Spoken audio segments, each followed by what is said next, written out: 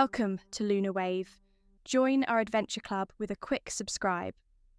Welcome back to Port Cache, the town where fog never quite lifts and silence can sometimes speak the loudest.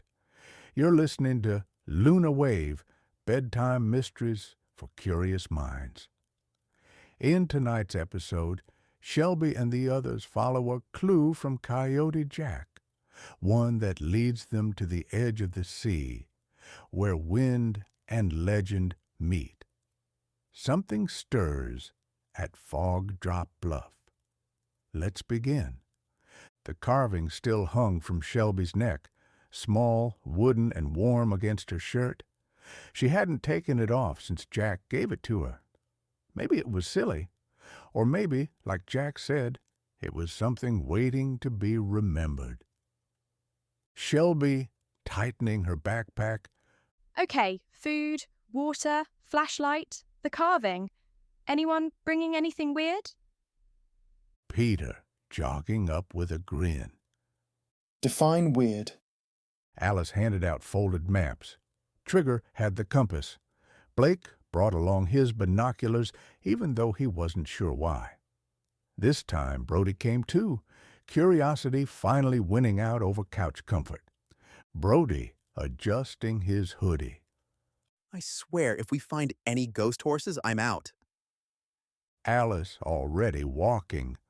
Not ghosts, just forgotten. Drop Bluff wasn't on the usual trails.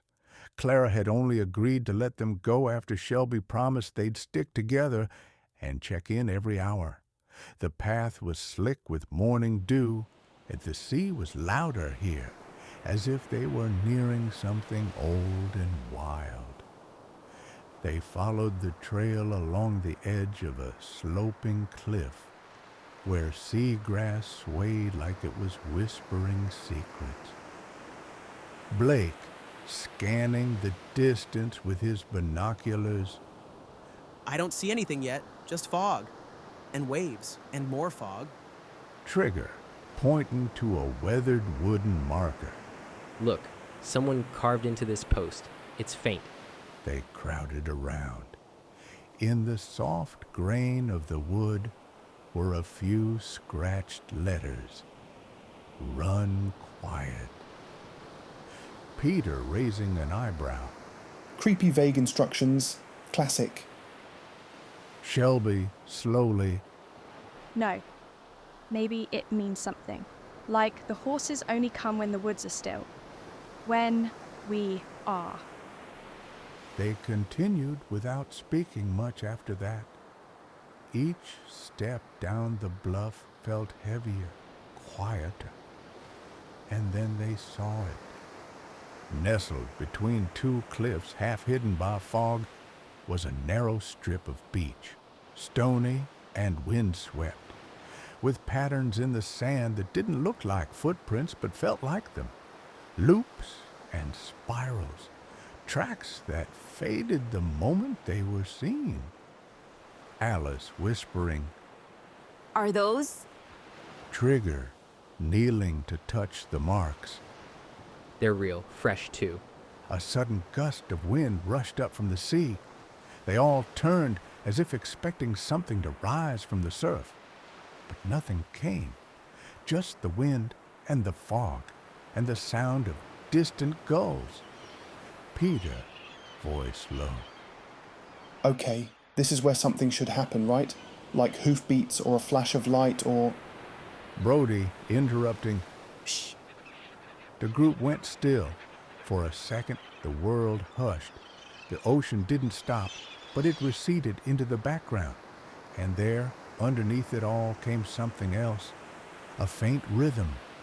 Software steady. Hoofbeats? Maybe. A trick of the wind? Possibly. But it was real enough to make Shelby freeze. Shelby, barely breathing. I hear it. Blake, gripping his binoculars tightly. Me too. Alice, eyes wide.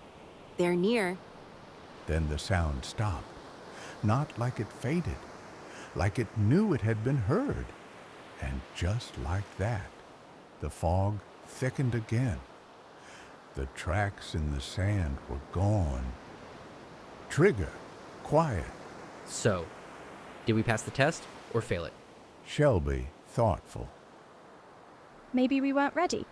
Or maybe they just wanted us to know they're still here. She reached for the carving at her neck and ran her thumb across its shape. Even now, it felt warmer than it should have been. As they made their way back up the bluff, the fog began to lift just slightly. The sounds of the world returned, the waves, the gulls, the crunch of gravel under boots. But something else returned with it. The feeling that they were being watched. Not by something scary, but by something curious. Something patient. Tonight, the kids of Port Cache came closer than ever to the mystery. The night runners are real, but they don't reveal themselves easily. In the next episode, a new voice enters the story, a coastal game warden with memories of wild horses and clues about where they've gone. For now, snuggle up, listen for the sound of hoofbeats on sand, and dream deep. Good night, Port Cache. Love this mystery? Like and subscribe to LunarWave for more adventures under the stars.